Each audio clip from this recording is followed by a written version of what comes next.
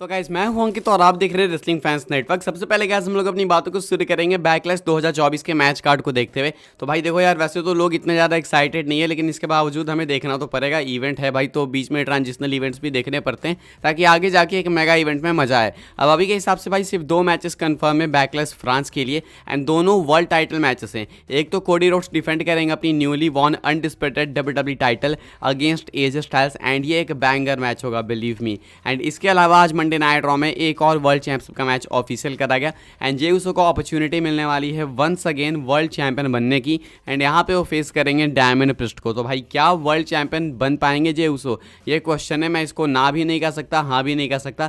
Batting odds का wait करूंगा मैं, तब मैं आपको बताऊंगा कि किसके चांसेस ज़्यादा हैं। अभी के हिसाब से डायमंड प्रिस्ट यहाँ पे डिफेंड करेंगे अपनी टाइटल को अगेंस्ट जे उसो। तो ये 2 वर्ल्ड टाइटल मैचेस कंफर्म है बैकलैश के लिए। हाइप आपकी कितनी है बताना, बिकॉज मुझे लगता है कि ज़्यादा लोग हाइप नहीं है, मतलब आई मीन कोई नहीं हाइप है, टू बी ऑनेस्ट। इंटरेस्ट ही नहीं आ रहा है। लेकिन हाँ, एक ही रीज़न है जिस वजह से इस इवेंट के लिए थोड़ा सा मेरा इंटरेस्ट है, वो ये है इसकी टाइमिंग। बिकॉज ये आने वाला है 4 मई को रात को 10:30 बजे। तो ये रात में है, तो इसलिए थोड़ा मज़ा आएगा, चिल करके देख पाएंगे, सुबह इसके बारे में ढंग से बात कर पाएंगे।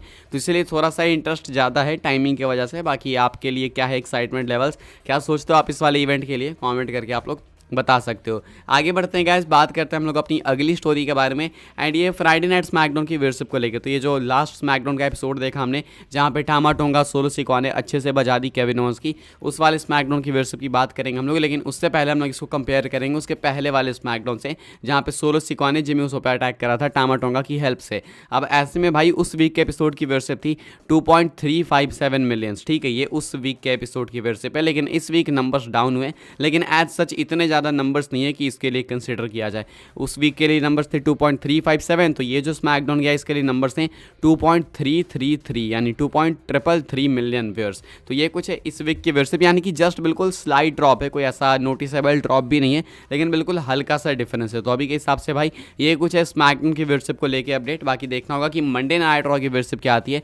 मैं ज़्यादा एक्साइटेड इस वीक के रॉ की व्यूअरशिप को देखने के लिए हूँ, बिकॉज इस बार कोडी रोड्स यहाँ पे प्रेजेंट नहीं थे। सो लेट्स सी भाई ये व्यूअरशिप कैसी आती है। अभी के हिसाब से स्मैकडाउन के नंबर्स को लेके ये कुछ अपडेट निकल के सामने आ रही है। आगे बढ़ते हैं गाइस, बात करते हैं अपनी अगली स्टोरी के बारे में, जो कि डोमिनिक मिस्टीरियो को लेके। एंड भाई रिया रिप्ली तो इंजर्ड हुई थी, लेकिन डोमिनिक मिस्टीरियो भी साथ साथ में भाई इंजर्ड हो चुके हैं। अपडेट निकल के सामने आ रही है यहाँ पे फाइटफुल की तरफ से। यहाँ पे कहा जा रहा है Dominik Mysterio has been sidelined with a legitimate injury, time table for return unknown yet. तो आपने देखा होगा, अगर मंडे नाइट रॉ, तो आपने देखा होगा कि उनके हाथों में स्लिंग लगी हुई थी। तो वो कोई ऐसी स्टोरी वाली इंजरी नहीं है, वो एक लेजिटिमेट इंजरी है। आज इनका मैच भी होने वाला था, टैग टीम मैच, लेकिन उसमें भी ये पार्टिसिपेट नहीं कर पाए। तो फाइटफुल का कहना है कि डोमिनिक को एक लेजिट इंजरी है।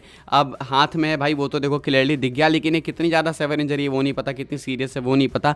टाइम टेबल रिटर्न का वो भी अभी अननोन है। हालांकि वो टेलीविजन पे हैं, एंड होप से ये कि वो टेलीविजन पे प्रेजेंट होंगे, भले ही फिजिकल ना हो, लेकिन वो प्रेजेंट होंगे। बिकॉज उनका फेस ऑफ आज हमने देखा लिव मॉर्गन के साथ, एंड मोस्ट लाइकली WWE इनके लिए कुछ अच्छा प्लान कर रही है, कुछ मैसिव प्लान कर रही है। अभी के हिसाब से भाई डोमिनिक मिस्टीरियो एक्सपेक्टेड है कि टेलीविजन पे रहेंगे, लेकिन इसके बावजूद भाई इंजरी तो है उनको, एंड वो compete नहीं कर पाएंगे। इसीलिए आज अपने मंडे नाइट रॉ में होने वाले टैग टीम मैच से भी उनको पुल कर लिया गया, एंड उनकी जगह सैंटोस एस्कोबार हमें देखने को मिले। तो अभी के हिसाब से भाई ये कुछ है डोमिनिक मिस्टीरियो को लेकर अपडेट। अभी ये जो फेज चल रहा है ना भाई, ये वापस से वही एक वेव आया है कि सुपरस्टार्स इंजर्ड होते जाएंगे एंड एब्सेंट होते जाएंगे। CM पंक से ये चीज़ स्टार्ट हुई, CM पंक इंजर्ड, सेथ रॉलिंस इंजर्ड, अभी हमने देखा रिया रिप्ली इंजर्ड होकर अपनी टाइटल वैकेट कर रही है, मैकिंटायर भी इवन इंजर्ड है, वो तो compete कर रहे हैं, अलग बात है। अभी डोमिनिक भी इंजर्ड हैं, रॉक चले जा चुके हैं WWE से, रोमन रेंस चले जा चुके हैं। तो बहुत सारे सुपरस्टार्स टेलीविजन पे प्रेजेंट नहीं है, लेकिन जब एक एक करके आना चालू करेंगे ना भाई, तो जो मसाला आएगा, हा पूछो ही मत। अभी के हिसाब से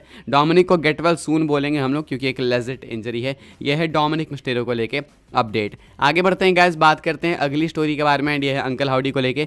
तो अगेन वंस अगेन भाई आज मंडे नाइट रॉ में अंकल हाउडी के टीचर्स थे, QR कोड था, एंड QR कोड को स्कैन वगैरह करा गया, तो एक वीडियो आई, एंड वीडियो वही कमिंग सून करके कुछ थी, ऐसे कोई स्पेशल उसमें था नहीं कि आपको दिखाया जाए। लेकिन हाँ, एक है भाई कुछ ऐसे आया था कोडिंग लैंग्वेज में लिख के, वो मैं आपको दिखा देता हूँ। ये है www.com के ऊपर, वही QR कोड को स्कैन करने के बाद ये पेज ओपन होता है, एंड यहाँ पे क्या क्या लिखा गया मैं आपको वो दिखा देता हूँ। यू विल बेयर विटनेस, उसके बाद कहा जाता है begin the endless crawl, type the number of sense organs and you shall be hold all. I don't know भाई ये क्या पोएम है, क्या राइमिंग है। उसके बाद कोडिंग लैंग्वेज की तरह इसको सजा के रखा गया है, उसमें वाइट लिखा गया है, देन लिखा गया है फॉर एवर, उसके बाद विंडम, फिर फॉर एवर, उसके बाद बो यानी बो डायलिस uncle howdy, then he saw, उसके बाद प्लूटो, उसके बाद open your eyes, 5 preparing your invitation, 100% okay proceed.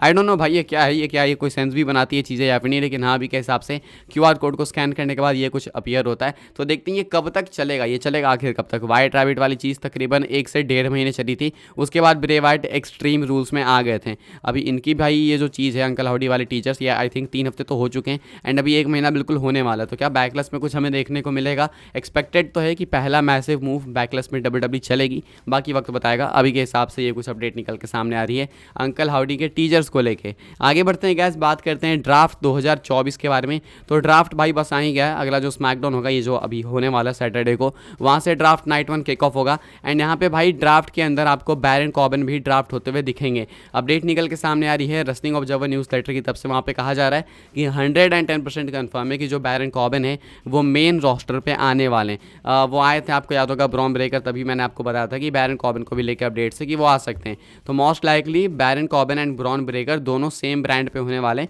खैर अगर वो हो भी ना हो तो भी मैं आपको बता दूं कि जो बैरन कॉर्बिन है वो मेन रोस्टर पे आएंगे, कंफर्म हो चुका है। एंड अच्छी बात इस बार ये है ना कि जब वो मेन रोस्टर पे आएंगे तो उनको क्राउड हेट नहीं करेगी। वो चीज़ किस प्रकार से बदली है पूछो ही मत भाई। इसमें 2 चीज़ें काफ़ी इंपॉर्टेंट है, एक तो कि बैरन कॉर्बिन का जो क्रिस वैन वेलेट के साथ इंटरव्यू आया था एंड दूसरा कि बैरन कॉर्बिन ने जो NXT में अपना रन दिया है लोगों को बहुत पसंद आया।